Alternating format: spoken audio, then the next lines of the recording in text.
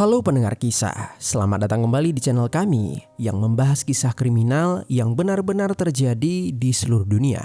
Kami berharap semoga kalian semua dalam keadaan sehat walafiat dan dijauhkan dari mara bahaya. Hari ini kami akan kembali membahas sebuah kasus pengeksekusian yang cukup tragis yang terjadi di negara India pada tahun 2025 kemarin. Yang mana ada seorang pria mengeksekusi mantan istrinya di sebuah asrama khusus wanita. Cara pengeksekusiannya benar-benar di luar nalar, dan yang membuat gempar dunia maya adalah setelah dia mengeksekusi, yang mana dia dengan santainya berselfie dengan jasad mantannya tersebut. Kemudian dia mengunggah foto itu di status WhatsApp dengan caption yang sangat mengerikan. Really absolutely shocking, and to just think of the mindset of a person to have such a kind of idea, and then to after. Mengapa pelaku bisa melakukan tindakan kejam itu tanpa merasa takut sama sekali? Jadi beginilah kisah di baliknya.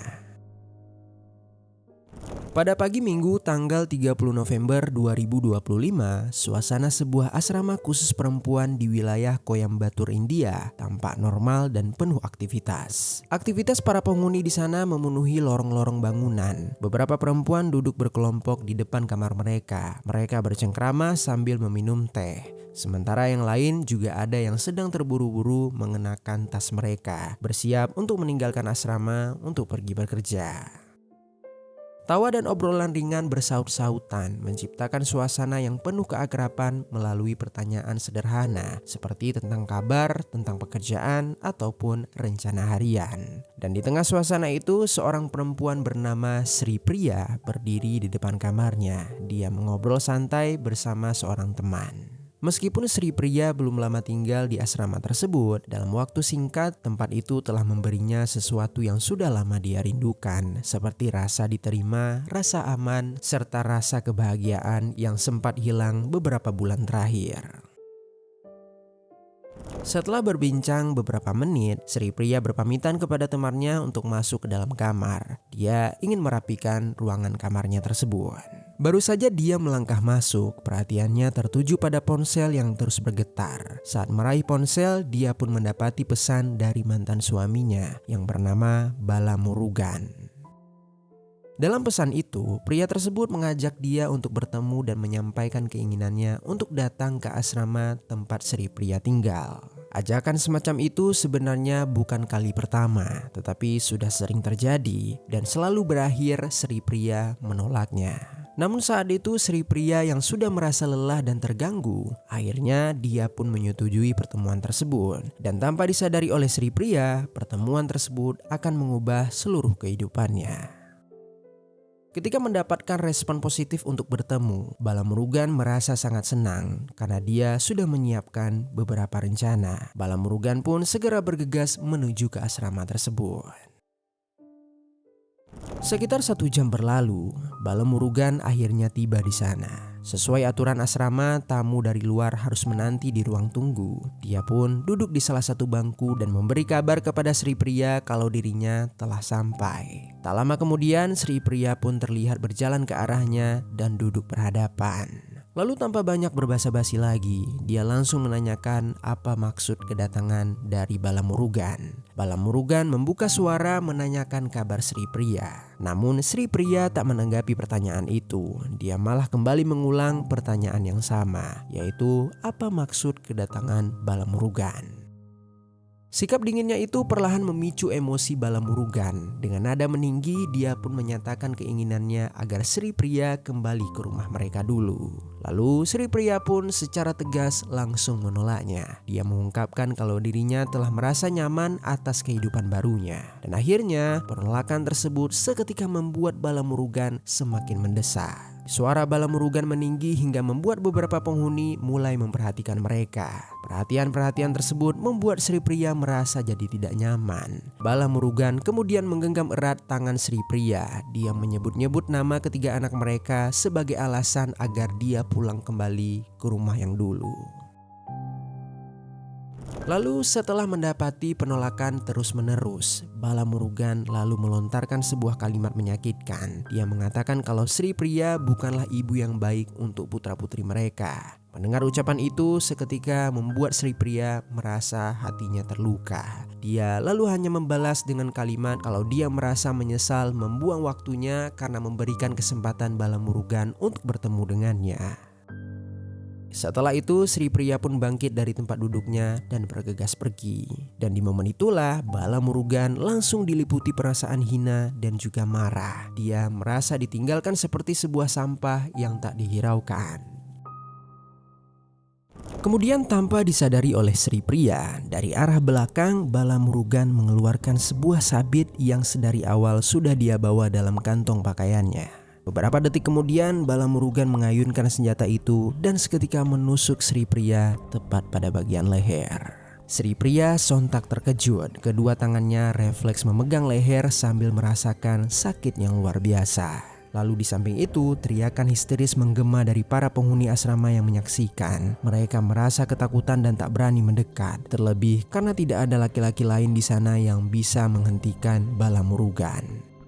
Sri Priya melangkah sempoyongan, dia berjalan menjauh, pandangannya pun perlahan mengabur. Namun di samping itu Bala Murugan tetap mengejarnya. Dia kembali menghujamkan sabit itu hingga membuat cairan merah menyusur semakin deras dari tubuh Sri Priya. Sri Priya pun kehilangan keseimbangan dan akhirnya dia terjatuh tak berdaya ke atas lantai. Dalam kondisi sekarat dia menatap penghuni lain dengan penuh harapan, seolah dia sedang meminta pertolongan kepada mereka. Namun sangat disayangkan, para penghuni tersebut hanya bisa menangis ketakutan. Tak lama pandangan Sri beralih ke arah Bala Murugan yang berdiri di hadapannya. Tatapan itu tampak penuh kebencian yang terpancar dari matanya. Selama sekitar 2 menit Sri Priya berjuang untuk bernafas, namun udara terasa semakin sulit untuk dihirup. Setelah mengejang beberapa menit, akhirnya Sri Priya pun menghembuskan nafas terakhirnya sambil melihat Bala Murugan yang tersenyum-senyum. Lalu tak lama kemudian, setelah memastikan si pria tak lagi bernyawa, Bala Murugan menarik sebuah kursi dan meletakkannya di samping Sri Priya. Dia pun duduk sambil mengeluarkan ponselnya, lalu berselfie bersama tubuh Sri Priya yang tampak tergeletak. Tak berhenti sampai di situ, foto tersebut kemudian dia unggah di saat itu juga ke status WhatsApp miliknya dengan berisi caption, "Hukuman untuk pengkhianatan adalah kematian." Berlanjut di tengah keheningan yang mencekam, seorang perempuan berteriak bahwa mereka telah menghubungi pihak kepolisian. Bala Murugan lagi-lagi hanya tersenyum. Dia sama sekali tak menunjukkan rasa khawatir. Matanya justru sibuk menatap layar ponsel, memperhatikan satu persatu kontak yang telah melihat status WhatsApp tersebut. Tak lama Bala Murugan pun membalas teriakan sebelumnya. Dia dengan lantang mengatakan kepada para penghuni asrama kalau dirinya akan tetap duduk di sana hingga pihak kepolisian datang. Lalu beberapa menit berselang, suasana di sekitar lokasi mendadak berubah ketika suara sirine mobil polisi mulai terdengar. Para penghuni yang sebelumnya diliputi kepanikan segera berlarian menuju ke sumber suara untuk meminta pertolongan. Setibanya polisi di sana, mereka langsung mengamankan keadaan. Mereka menangkap pelaku tanpa perlawanan sedikit pun, sekaligus mengamankan sabit yang tergeletak di atas lantai.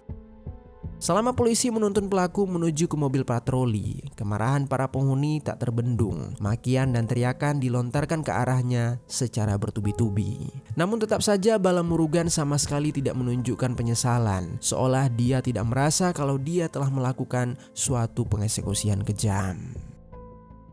Lalu di saat itu juga petugas medis sempat mengecek kondisi korban dan ternyata korban telah meninggal dunia. Mereka pun langsung membawa korban ke rumah sakit untuk mencatat luka-luka yang telah dialaminya.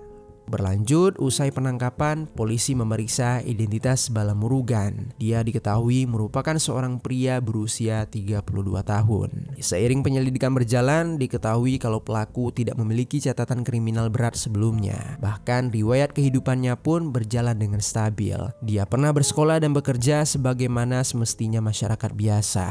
Kemudian penyidik juga mengungkap identitas korban kepada media. Dia merupakan Sri Priya, seorang perempuan berusia 30 tahun yang merupakan mantan istri sah dari pelaku. Sri Priya diketahui bekerja di sebuah toko dan tinggal di asrama tempat kejadian. Meski belum lama menetap di sana, dia dikenal oleh lingkungan sekitar sebagai pribadi yang baik karena sering menyapa penghuni lain dan membantu mereka jika ada yang kesulitan. Bahkan teman-temannya juga sangat menyukai sifat Sri Priya karena dia selalu menjadi pendengar yang baik bagi mereka. Sebagian dari para penghuni asrama mengaku menyesal dan merasa bersalah karena mereka tidak memiliki keberanian untuk mendekat dan menolong Sri Priya saat peristiwa itu sedang berlangsung. Sesudah identitas korban dipastikan, polisi segera menghubungi pihak keluarga. Tak lama berselang, ibu dari Sri Priya tiba di lokasi dalam keadaan menangis histeris hingga dia pun ditenangkan oleh para petugas. Sementara itu, tim kepolisian lainnya juga mulai mengumpulkan keterangan dari beberapa saksi. Kesaksian dari para penghuni asrama akhirnya mengungkapkan rangkaian kejadian tersebut. Polisi juga menerima bukti tambahan dari para kerabat pelaku berupa status WhatsApp yang menunjukkan pelaku sedang berselfie di samping jasad korban. Lalu ibu dari Sri Priya juga menguatkan keterangan kalau korban dan pelaku sudah bercerai, sehingga pertengkaran di hari itu diduga karena persoalan hubungan mereka. Penyelidikan kemudian berlanjut dengan interogasi terhadap pelaku. Pelaku diminta duduk di sebuah kursi berhadapan langsung dengan seorang penyidik yang mulai mengajukan beberapa pertanyaan. Ketika ditanya alasan dibalik perbuatannya itu, Bala Murugan awalnya hanya mengakui kalau dirinya baru saja bertengkar dengan Sri Priya. Namun polisi tidak begitu saja menerima jawaban tersebut. Mereka menegaskan kalau fakta Bala Murugan membawa senjata tajam menunjukkan adanya dugaan suatu perencanaan sebelumnya. Oleh karena itu, penyidik mulai mencurigai bahwa kejadian tersebut bukanlah luapan emosi sesaat, melainkan sebuah pengeksekusian yang telah disiapkan sebelumnya, yang mana jika korban menolak, maka pelaku akan mengeksekusinya. Setelah polisi menunjukkan berbagai bukti serta menuturkan keterangan saksi, akhirnya beberapa jam kemudian Bala Murugan mengakui seluruh rangkaian mengapa kejadian itu bisa terjadi. Dalam pengakuannya, Bala Murugan menuturkan kalau bertahun-tahun sebelumnya dia menjalin sebuah hubungan asmara dengan Sri Priya hingga akhirnya hubungan tersebut berlanjut ke jenjang pernikahan. Sejak masa pacaran, hubungan mereka sudah sering terlibat pertengkaran akibat rasa cemburu berlebihan yang dimiliki Bala Murugan. Kala itu, Sri Priya menganggap sikap posesif tersebut sebagai bentuk kasih sayang dan perhatian, sehingga dia memilih untuk memakluminya. Pada awal pernikahan, kehidupan rumah tangga mereka berjalan relatif harmonis. Lalu, kebahagiaan semakin lengkap ketika mereka dikaruniai seorang anak. Namun, seiring berjalannya waktu, suasana rumah tangga perlahan berubah. Bala Murugan mulai kembali menunjukkan sikap curiganya. Bahkan, dia semakin sering menuduh Sri Priya menjalin hubungan dengan laki-laki lain. Pertengkaran demi pertengkaran tak terhindarkan dan lambat laun menjadi bagian dari keseharian mereka. Meski sering disakiti secara emosional, Sri Priya berulang kali berusaha menenangkan kondisi. Dia memilih membujuk suaminya untuk saling memaafkan dan berharap keadaan akan membaik seiring waktu. Namun harapan tersebut tak pernah benar-benar terwujud. Setelah kelahiran anak kedua, ketegangan justru semakin terasa. Sri Priya mulai merasakan betapa beratnya membesarkan anak-anak di tengah rumah tangga yang penuh dengan kecurigaan dan pertengkaran tanpa akhir. Hingga beberapa tahun kemudian, Sri Priya kembali melahirkan anak ketiga. Di fase ini, kelelahan fisik dan batin yang dia rasakan semakin memuncak. Selain harus mengurus rumah dan anak-anaknya, dia juga terus menghadapi tuduhan demi tuduhan dari suaminya yang tak pernah mempercayai penjelasannya. Puncaknya terjadi ketika Bala Murugan kembali menuduh Sri Priya memiliki hubungan terlarang dengan salah satu teman dekatnya. Tuduhan itu membuat Sri Priya merasa lelah, tertekan dan terganggu sampai menimbulkan sebuah pertengkaran besar, yang mana hal itu kemudian berujung pada keputusan untuk berpisah. Setelah resmi bercerai, Sri Priya menitipkan ketiga buah hatinya kepada sang ibu. Dia merasa perlu memulihkan kondisi mentalnya terlebih dahulu. Oleh sebab itulah, dia memilih tinggal di sebuah asrama perempuan sambil bekerja demi memenuhi kebutuhan hidup. Namun sangat disayangkan, perpisahan tersebut tidak benar-benar mengakhiri penderitaan Sri Priya. Bala Murugan, mantan suaminya, masih terus mengganggu dengan kata-kata kasar dan makian. Dia sering mengatakan kalau Sri Priya merupakan ibu yang buruk sekaligus istri yang tidak setia. Seolah-olah seluruh penderitaan yang terjadi adalah kesalahannya semata. Tekanan demi tekanan berlanjut hingga akhirnya semua konflik yang telah bertahun-tahun terpendam mencapai ujungnya pada hari kejadian.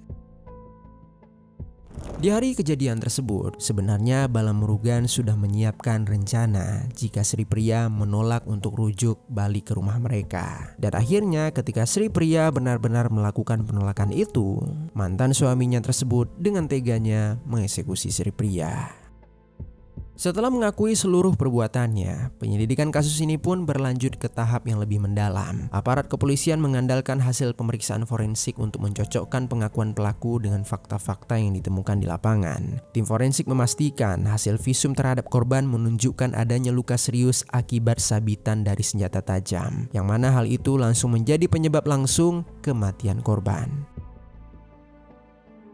Selain bukti medis, keterangan para saksi serta barang bukti yang berhasil dikumpulkan turut memperkuat rangkaian kejadian sebagaimana diakui oleh pelaku. Berdasarkan seluruh temuan tersebut, polisi secara resmi menetapkan Bala Murugan sebagai tersangka dalam kasus ini. Dia kemudian dijerat dengan pasal 302 Indian Penal Code atau IPC yang mengatur tentang tindak pidana pengeksekusian. Hingga saat ini proses hukum terhadap pelaku masih belum memasuki tahap vonis akhir. Meski demikian, penerapan pasal tersebut kemungkinan akan mengancam pelaku pada pidana penjara seumur hidup.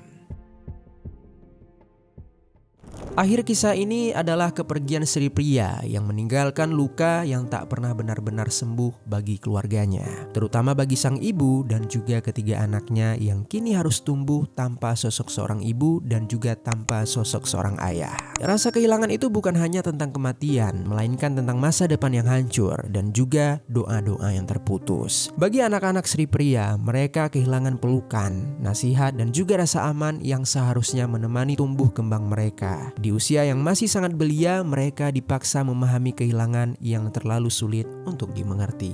Kasus ini menyisakan pelajaran pahit tentang bahaya kekerasan yang dibungkus atas nama cinta. Cemburu, kontrol terhadap orang lain, rasa memiliki yang berlebihan bukanlah bentuk kasih sayang. Hal itu adalah tanda bahaya yang seringkali diabaikan hingga waktunya terlambat. Tragedi ini juga mengingatkan bahwa permasalahan tidak selalu tentang kekerasan fisik, melainkan juga dapat secara verbal dan juga rasa cemburu berlebihan yang menghilangkan akal sehat.